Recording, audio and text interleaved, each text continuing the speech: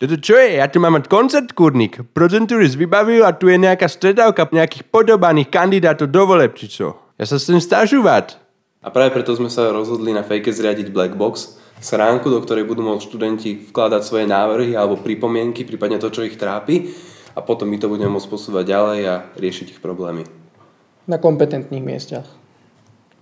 Inak to je ako, prečo tu nemáte poradnú Wi-Fi? Ja si chcem lajkovať videjka a kúknu, čo robí mandarinka a nemôžem. To free tunak, to ja nechápem, to je vážne jak zadarmo ten net. Ja chcem platinovú Wi-Fi, 6 paliček mat.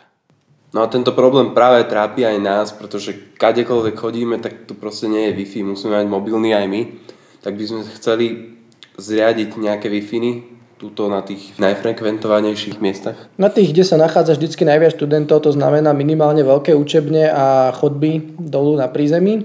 A časom by sme možno chceli rozšíriť Wi-Fi signál aj na prvé, druhé, tretie poschodie a prípadne ešte aj na ústavy, kde by mali záujem o podporu študentov pri štúdiu aj teda pri čakaní na cvika.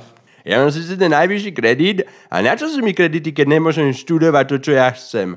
Len letujem nejaké chobotiny teraz a rátam Integuavi. Ma to nebaví. Ja chcem vedieť niečo o tom Bentley, že čo robím zle, že sa mi už 4 roztopili. V našom programe spomíname takisto, že by sme radi propagovali predmety z iných ústavov, aby študenti vedeli, že nemusia mať predmety len zo svojho ústavu, ktoré tam majú predefinované, ale môžu takisto zapisovať aj z ostatných ústavov na Fejke. A mi volebná komisia poradí, koho mám voliť, jak naposledy? Veľmi dobre si pamätám, ako pri posledných voľbách do Veľkého senátu STU bolo počuť rôzne názory, ako boli voličské hlasy ovplyvňované. Dokonca sa objavil aj jeden veľmi štiplavý komentár na Facebooku. Preto chceme požiadať všetkých voličov, aby sa nenechali nikým ovplyvňovať a volili presne podľa svojho vlastného názoru. 27. a 28. októbra volíme skupinu 9 mušketérov. A ty si čo urobil pre svoju fakultu?